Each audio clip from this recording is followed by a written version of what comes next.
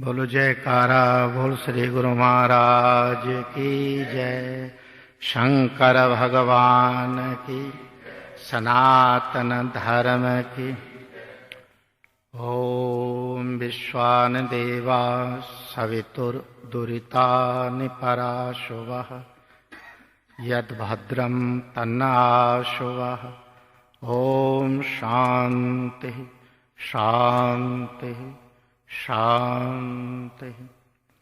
नारायणं नमस्कृत्य नरं चैव नरोत्तमं देवी सरस्वती व्यासं ततो जयमुदीरयेत्। शंकरं शंकराचार्यं केशवं बादरायणं सूत्रभाष्यकृतो वंदे भगवन्तौ पुनः पुनः। बोल मेरे सतगुरु भगवान की। अविद्या का नाश नहीं होता। कृष्ण जी ने इसीलिए श्रीमद् भागवत गीता में यह वचन कहा, नेह सदृशं ज्ञानं पवित्रम मेवाविविन्दते तत्सर्व योग संसिद्धे काले नात्म निविन्दति। तेरी आत्मा में जो सत्य है इससे पवित्र ज्ञान त्रिलोकी में कुछ नहीं है, लेकिन कुछ काल तक योग संसिद्ध हो जाए मन, तब मन को योग से संसिद्ध संस्कारित करना होता है तब, क्योंकि मन जो है एक चैतन्य की लहर है और उसको तुम कहते हो मोटी भाषा में कि मन को मार दो, तो मन कैसा मरेगा? मन तो नहीं मरेगा।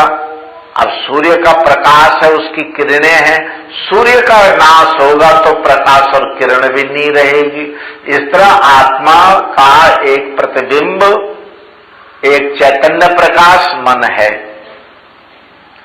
आत्मा अमर है, वो मन भी उसका अमर है, वो कभी नहीं मरा करता।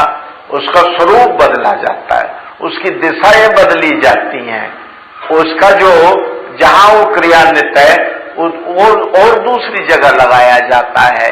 उस मन को तन्मय मन शिव संकल्पमस्तु, उस मन को शिव संकल्प किया जाता है।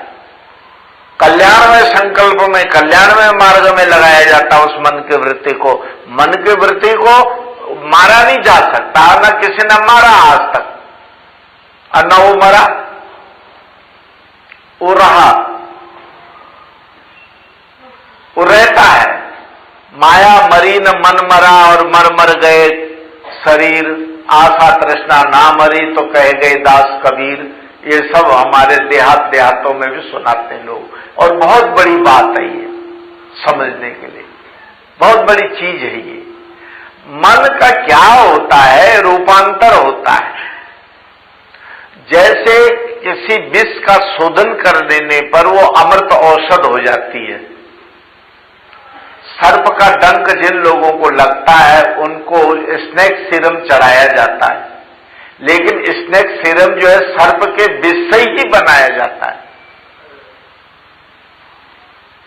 सर्प के विष को इंजेक्शन में ले करके और घोड़े को इंजेक्ट कर देते हैं, और घोड़े की तमाम फेफड़ों की जो धमनियां हैं, हार्ट की धमनियां हैं, गुर्दे की धमनियां हैं, ब्रेन की जो सिराएं और धमनियां हैं, उनमें सब एक ऐंठन विक्षोभ पैदा होता है, सिकुड़ने लग जाती हैं।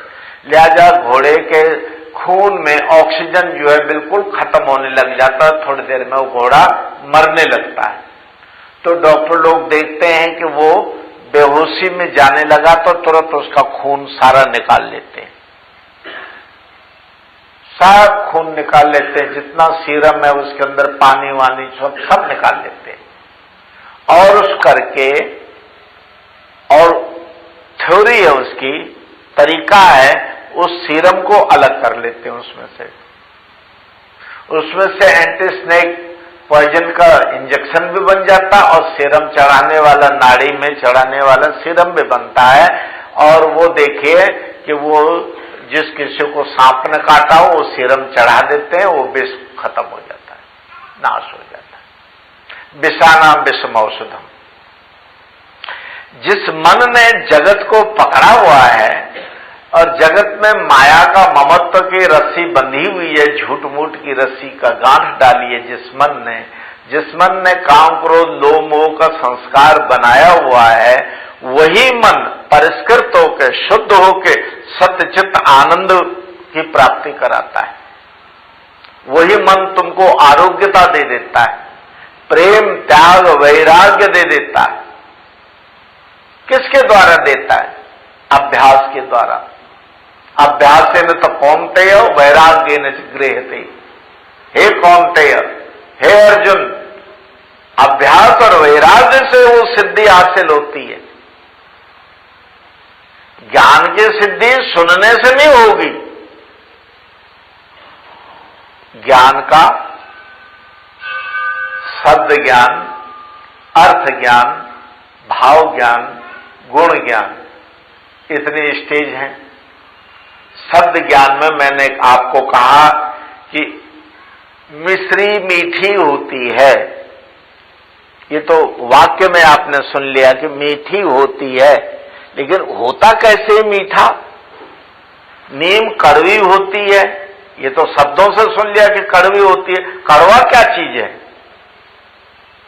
फिर हमने उसकी डेफिनेशन कर दी, कड़वा ऐसे होता है, मीठा ऐसे होता है। थोड़ी देर बाद सब विषयों को समझ करके अर्थ का भी बोध हो गया, शब्द का भी बोध हो गया, सब हो गया, गुण का बोध नहीं हुआ। प्रत्यक्ष मिश्री की डली तुम्हारी जीभ में रख दे तो वो जो मीठा का ज्ञान होगा वही आपका ज्ञान होगा, सत्य, जो उसको आपने स्वाद ले लिया, अनुभव कर लिया। तब ज्ञान मोक्षदायी फलदायी माना जाता है, जबकि उसका आप अनुभव कर जाए। मैं सत्यम ज्ञान अनंतम ब्रह्म, सत्य ज्ञान को ही ब्रह्म कहते हैं, ईश्वर कहते हैं, भगवान कहते हैं, मोक्ष कहते हैं, शांब शिव कहते हैं। सत्य ज्ञान के ही ये नाम है। आनंद कह लो, मोक्ष कह लो, भगवान कह लो, प्रेम कह लो, ये सब उस सत्य ज्ञान का ही अनेक नाम है। उस ज्ञान को करने के लिए जो अभ्यास दिया गया गुरु घर में, उस अभ्यास का करना अनिवार्य है। खाली माला तिलक करने से, कपड़ा रंगाने से, या जटा बढ़ाने से, या सिर मुंडाने से, या अपना नाम बदलने से, या मठ मंदिर बना लेने से किसी को मोक्ष नहीं होता। ज्ञानेन सिद्धिर न तो मंडनेन, वेशभूषा मंडन आभूषण आदि के मंडन से, श्रृंगार करने से आनंद की अनुभूति नहीं होती। आनंद की अनुभूति तो भगवान के अंदर होती है, ज्ञान के अंदर होती है। हम सबको चाहिए जीवन का एक श्वास भी व्यर्था न जाने दें, सुमरण की आदत डालें। अगर आपका अंतर ध्यान नहीं लगता शुरू में, तो आप आंख खोल के अपने इष्टदेव के सामने आंख खोल के अभ्यास करें। भगवत मूर्ति और सगुण मूर्ति जो प्रतीकोपासना है सनातन धर्म में, इसीलिए भगवान का मूर्त रूप रखा गया है कि उसकी ओर देख करके, आंखों में बिठा करके और आप जप करें। और जब काफी दिन आपको बाह्य त्रैतक का ध्यान में अभ्यास बन जाए, तब आंखें बंद करके ऊपर चढ़ा करके अभ्यास करें। जिस वक्त आप अभ्यास में लीन होने लग जाएंगे, बाहर की दुनिया में जो सुख है उससे भी अधिक सुख आपको अंदर प्रतीति होने लग जाएगा। बाहर जो खुशबू है वो नकल है, अंदर जो है दिव्य गंध है। बाहर जो रस और स्वाद है वो नकल है, बाहर अंदर असल है, एक दिव्य अमृत है अपने अंदर। बाहर का जो संगीत है वो नकल है, असल संगीत तेरे अपने अंदर है। इसी तरह दिव्य रूप भी है, दिव्य स्पर्श भी है। तो उसकी जब अनुभूति अंदर होने लग जाएगी तो बाहर के सब तेरा फीका पड़ने लग जाएगा और तेरे को वैराग्य हो जाएगा। उस अभ्यास से। साक्य मुनि को सांख्य का चिंतन करते करते गृहस्थ में वैराग्य हो गया और चक्रवर्ती राज्य को छोड़ करके राहुल पुत्र गोपा पत्नी को त्याग करके और 12 वर्षों तक एक पत्थर पर एक पेड़ के नीचे उस चिंतन में मग्न बुद्ध बैठा हुआ है। सांख्य के उद्गाता ईश्वर कृष्ण आचार्य, ईश्वर कृष्ण हुए, पंचशिखाचार्य हुए, ये सांख्य मुनि के, कपिल मुनि के शिष्यों की परंपरा में हुए। इन लोगों ने सांख्य कारिकाएं और उनके वार्तिका वगैरह लिखी हैं। इस युग में के लिए गोविंद पादाचार्य महाराज ने सांख्य कारिकाओं का अच्छा भाष्य किया हुआ है। सरल बोली में समझाया गया है कि आप जो अपना तुम्हारा अस्तित्व है, ये ध्यान रखो कि तुमको किसी ने नहीं बनाया है या तुम किसी चीज के नहीं बने हो, तुम उस अखंड तत्व के एक अंशभूत हो। व्यवहारिक भाषा में समझाने के लिए ईश्वर अंश जीव अविनाशी, अंश का मतलब वहां पर यह नहीं कि उससे तुम अलग हो गए हो, जैसे आपने रोटी में से एक टुकड़ा तोड़ दिया हो अलग, ऐसा नहीं। तुम में वो प्रतिबिंबित है। जैसे एक घड़ा 1000 घड़े में पानी भरा हुआ हो तो 1000 घड़ों के अंदर सूर्य का दर्शन होता है। तो क्या सूर्य 10-5 हो गए या 1000 हो गए हैं? सूर्य तो एक ही है। तो घड़े में क्या दिख रहा है? प्रतिबिंब है। इस तरह तेरे मन बुद्धि चित्त अहंकार रूपी जो अंतःकरण है, उसमें भगवान का जो प्रतिबिंब चैतन्य है वही आत्मा है और वो भगवान एक है।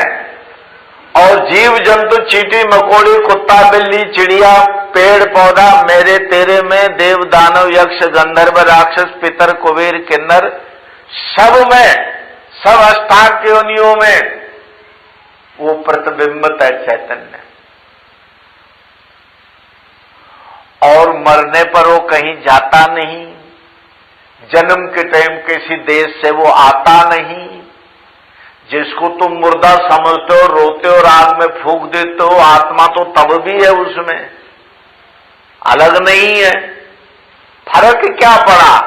फर्क ये पड़ा कि घड़े का पानी सूखते सूखते सूख जाए तो फिर क्या उसमें सूर्य दिखाई देगा तुमको?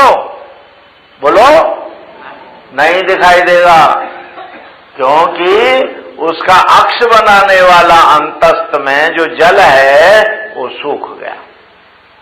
तो जो प्रारब्ध है जब तक शरीर की, तब तक ये शरीर जो है भोगता है और ज्ञानेंद्रिय कर्मेंद्रियों के द्वारा बहिर्जगत से संबंध रखता है। और जहां इस शरीर की प्रारब्ध समाप्त हुई, प्रारब्ध रूपी जल समापन हुआ, तो इसमें चैतन्य का भास नहीं होता, तो हम कहते मर गया। तो अब जो है घड़े का पानी सूख लेने पर, सूख जाने पर वो सूर्य कहीं चले गया, या घड़े में पानी भरते वक्त सूर्य का अंश पकड़ के तुमने डाला उसमें कहीं से नहीं डाला। या तुम घड़ा बनाते हो, मिट्टी का बर्तन बनाया, तो उसमें जो शून्यकार आकाश है वो भी हाथ से डाला उसमें तुमने, वो जीरो, वो आकाश, वो पोलार तो अपने आप उत्पन्न हो गया उसमें। और घड़ा के टूटते ही वो आकाश कहीं गया इधर उधर? कहीं नहीं गया, देखा ही नहीं आते जाते किसी ने। बस ऐसे ही आत्मा तत्व है, ऐसे ही जगत का आत्म तत्व है, जो तुम में प्रतिभाषित सत्ता है उसकी, भगवान की व्यवहारिक सत्ता, भगवान की परमार्थिक सत्ता और तुम्हारी अंदर प्रतिभाषित सत्ता जीवों के अंदर, जो माया से रहित है, उस अवस्था को ब्रह्म अवस्था परमार्थिक सत्ता कहते हैं। ब्रह्म है वो, ब्रह्म। और ब्रह्मा विष्णु महेश दुर्गा काली हनुमान राम कृष्ण वगैरह ये माया विशेष है, ये माया का रूप है, ये ईश्वरी सत्ता बोलते हैं इसको। उसके नीचे जीव की जो सत्ता है वो अविद्या युक्त सत्ता है, उसमें केवल भासमान है।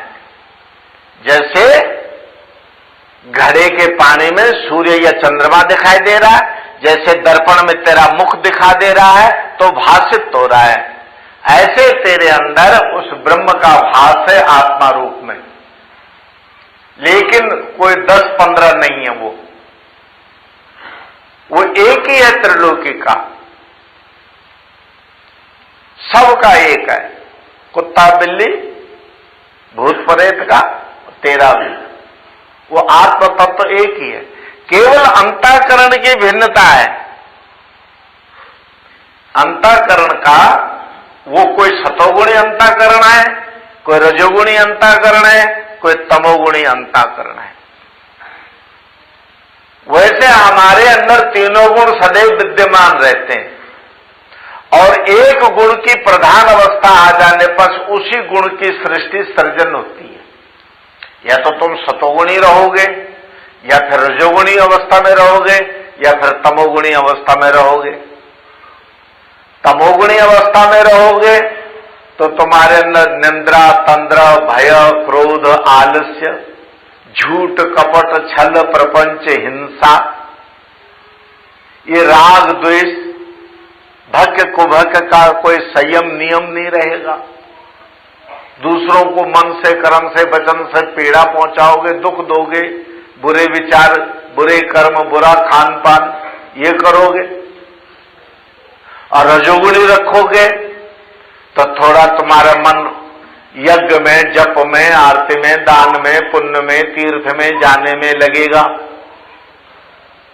थोड़ा समाज का कल्याण, थोड़ी संस्कृति और सभ्यता की बातें करोगे, थोड़ा खान पान का भी स्वाद लोगे, पहनने के लिए भी अच्छा चाहिए, ऐसा होगा रजोगुणी वृत्ति में। और सतोगुणी वृत्ति में होगा तो क्या होगा?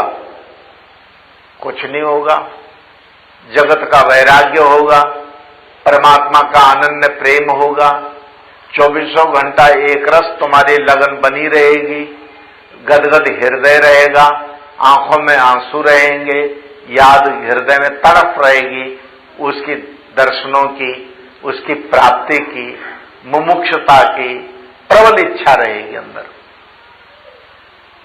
परोपकार की भावना जागेगी, करुणा और दया की भावना जागेगी, दसों दिशाओं में प्रेमी प्रेम उड़ेलोगे और प्रेमी प्रेम पाओगे, पूर्ण जीवन पवित्रता में और शांति में रहेगा। ये सतोगुणी के चिन्ह होते हैं। अब आप हिसाब लगा लो कि तुम किस गुण में जी रहे हो, रजोगुण में जी रहे हो, तमोगुण में जी रहे हो, सतोगुण में जी रहे हो। सतोगुण में जी रहे हो तो तुम्हारी ऊर्ध्व गति है, सात्विका ऊर्ध्व गच्छन्ति, तुम नर से नारायण बनोगे। सतोगुणी बने रहोगे तो नर से नारायण, सात्विका ऊर्ध्व गच्छन्ति मध्य तिष्ठन्ति राजस। अगर रजोगुणी रहोगे तो मनुष्य हो, मरोगे, फिर मनुष्य ही किसी के पेट में जाके जन्म ले लोगे। गरीब परिवार में मरो, जरा अमीर परिवार में चले जाओगे पुण्य परिवार से। जरा अभी तुम्हारा कमजोर शरीर है, छोटा शरीर है, तो बड़े शरीर में, सुंदर शरीर में, गौरवर्ण में खूबसूरत हो जाओगे, लखपतियों के घर जन्म ले लोगे, करोड़पतियों के घर। रजोगुणी का तो ऐसे ही होता है, स्वर्ग तक जाता है, स्वर्ग से लौट करके फिर इस पृथ्वी पर ही भोगों को भोगता है। जब तक उसके पुण्य रहते हैं तब तक स्वर्ग में अपने पुण्य का फल भोगता है। और क्षीणा पुण्या मृत्युलोका विशंति, पुण्य के क्षीण होने पर पुनः मृत्युलोक में किसी न किसी परिवार में, अभी कोई पुरुष है, हो सकता कल वो नारी के रूप में जन्म ले ले, अभी कोई नारी है, हो सकता अगला जन्म तेरा पुरुष के रूप में हो जाए। तो ये तो तेरे कर्म चक्र की, तेरे गुणों की कथा है, तेरी अपनी बनाई हुई खेती है, अपने बीजे हुए बीज हैं, अपने काटने तो उन्हें आप ही भोगना है उनको। और अगर तुम तमोगुणी हो, तुम जीवों की हिंसा करते हो, मांस शराब का इस्तेमाल करते हो, किसी को कटवचन बोलते हो, गाली गलौज करते हो, आलस्य करते हो, चोरी करते हो, झूठ बोलते हो, ईर्ष्या द्वेष करते हो किसी से, और भय क्रोध फैलाते हो, वैमनस्य फैलाते हो, तो सूकर कुकर कीट पतंग योनि में, सुअर की योनि में, सर्प के योनि में, प्रेत आत्मा की योनियों में जाते हो। प्रेत योनि एक दंड है। प्रेत योनि को भूख, बहुत भयंकर भूख लगती है, और उसके सामने 56 प्रकार के व्यंजन होते हैं खाने के लिए। बढ़िया बढ़िया देसी घी की जलेबी, गरम गरम समोसे, गाजर का हलवा जो तुम खा के आए हो, वो सब कुछ होता है, लेकिन वो बेचारा खा नहीं सकता, तड़पता है भूख में, तड़पता है और खा नहीं सकता। वो भयंकर गर्मी में कबाब की तरह सिकता रहता है, सामने पेड़ की ठंडी छाया देखता है, लेकिन छाया में बैठ नहीं सकता, छाया में जा नहीं सकता। प्रेत योनि का कष्ट बहुत बड़ा होता है, भयंकर कष्ट होता है। वो प्यास के मारे जला जाता है, भयंकर प्यास लगी रहती है, सामने ठंडे ठंडे कोका कोला की बोतल है, रूह अफ़ज़े का शरबत है, पी नहीं सकता बेचारा। नदी बह रही है, शीतल गंगा जल बह रहा है, पी नहीं सकता। सब कुछ होता है उसके अंदर, विषयों की अग्नि भड़कती है उसके अंदर, सामने सब कुछ होता है, पा नहीं सकता है। यही प्रेत के दंड है। प्रेत कौन बनता है? जो तमोगुणी है, जो दूसरे जानवर का मांस खाता है, दारू पीता है, चोरी करता है, माँ बाप से झूठ बोलता है, ईर्ष्या द्वेष करता है, बैर विरोध करता है, समाज में वैमनस्य फैलाता है, चोरी का पैसा खाता है, जुआ का पैसा खाता है, तो वो वैमनस्य में पड़ के प्रेत मृत्यु के बाद अधोगच्छन्ति, तामसा अधोगच्छन्ति, अधोगति को प्राप्त होता है। अब ऐसा है भाई कि इन खतरों से बचने के लिए बराबर अपने अंतःकरण पर दृष्टि रखना है कि ये तमोगुणी है कि रजोगुणी है कि सतोगुणी है। मन पूतम समाचरित, मन को टटोल करके आचरण करना चाहिए। खासकर गुरुमुख भाई बहनों का आपस में बोलना उठना बैठना कितना प्रेममय पवित्रमय होना चाहिए। यहां तो गुरु महाराज जी के आगे हम गाते हैं प्रेम की नदियां खूब बहाओ, लेकिन कितना हम प्रेम रखते हैं सबसे। तो ये क्या हो रहा है? बुला रहे हैं तो प्रेम की नदियां बहाओ, कहां से बहाओ? भगवत रूप प्रेम जो है भगवान का रूप है। प्रेम तेरे बनाने से बनेगा नहीं और तेरे चाहने से तुझे मिलेगा नहीं। तू अगर अपनी चित्त वृत्ति को भगवान में लगाए रखेगा तो जरूर एक दिन प्रेम का अंकुर तेरे अंदर जाग जाएगा। नाना जी का पूजा पाठ और नाना जी की सेवा भक्ति बचपन से छोटी सी मीरा देखती थी, और नाना जी कहते थे ये भगवान जी हैं, अब दूध पी रहे हैं, मक्खन खा रहे हैं, अब इनको मैं पंखा झुला रहा हूं, अब इनको झोला झुला रहा हूं, इनको मैं गीत सुना रहा हूं। तो वो छोटी सी नन्ही सी बच्ची का तदात्म वृत्ति होते होते और जब बड़ी हुई तो उसके प्रेम के बल पर वो प्रकट भी हो गए गोविंद। नाना जी तो केवल पूजा करके रह गए जिंदगी में, उन्होंने तो गोविंद को प्रकट नहीं कर पाया, क्योंकि वो तो कर्मकांडी पूजा थी उनकी। कर्मकांडी पूजा से तो भगवान मिलते नहीं, मिलते हैं निष्काम भक्ति से, निष्काम प्रेम से।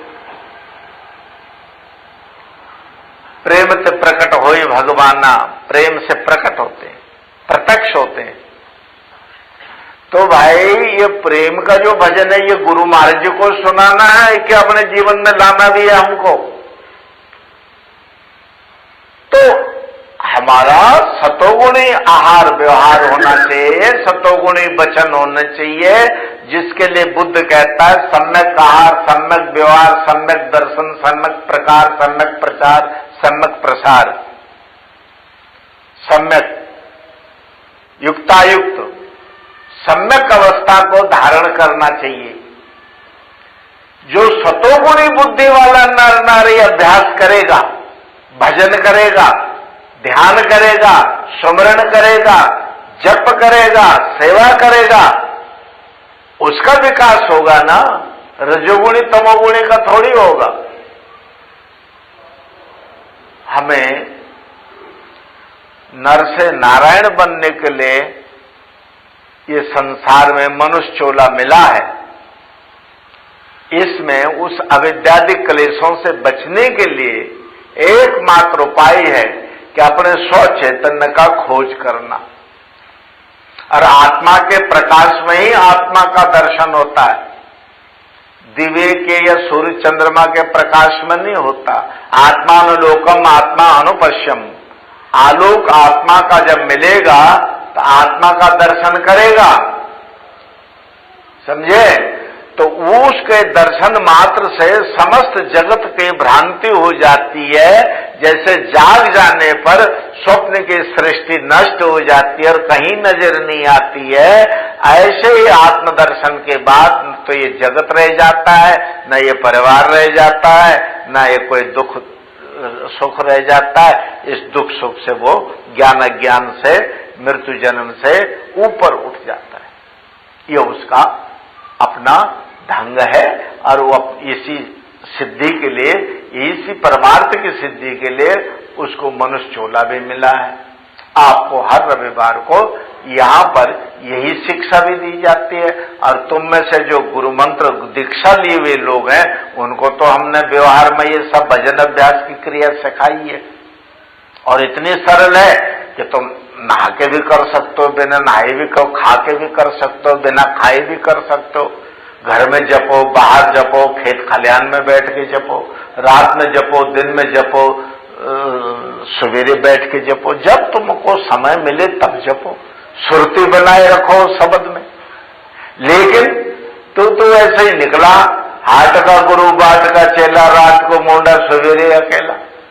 नाम मात्र के लिए तूने कान फगा लिया, न घर में तूने अभ्यास करा, न शरीर को तूने सेवा में लगाया, दूसरे का खाया, लेकिन आप कुछ कमाई नहीं करी। जब तक तू आप कमाई नहीं करेगा तुझे मिलेगा क्या?